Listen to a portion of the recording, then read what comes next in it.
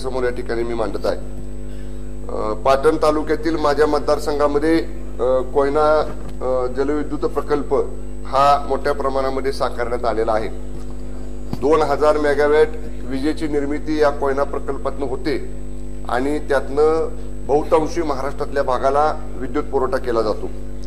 अध्यक्ष महाराज, या कोयना प्रकल्पातली जी पुनर्वसित गावं आहेत, या पुनर्वसित गावांमध्ये ज्या 18 नागरी सुविधा द्यायच्या आहेत आणि त्या 18 नागरी सुविधांमध्ये प्रामुख्याने डांबरी रस्ते, पिण्याच्या पाण्याच्या योजना आणि शाळांच्या सुविधा ह्या ज्या तातडीच्या बाबी आहेत महत्वाच्या, याच्यासाठी गेली 4 वर्ष एकही रुपयाचा निधी हा या पुनर्वसित गावांकरता जो दिला जातो कोयना प्रकल्पातल्या तो दिलेला नाही। याच्यामध्ये 2 भाग अध्यक्ष महाराज आहेत।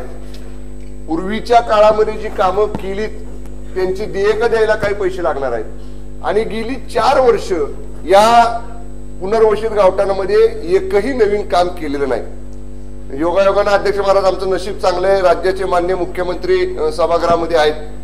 मुख्यमंत्री महोदयांना आमची विनंती आपल्या माध्यमातून लक्ष देत आहेत आपल्या माध्यमातून माननीय मुख्यमंत्र्यांना सुद्धा माझी विनंती राहील की या प्रकल्पग्रस्तांच्या ज्या वस्त्या आहेत पुनर्वसितांच्या 4 वर्ष मुख्यमंत्री महोदय त्यांना एकही नवा पैशाचा निधी पुनर्वसन विभागाकडनं दिलेला नाही आणि ती नसती या ठिकाणी शासनाकडे आलेली आहे।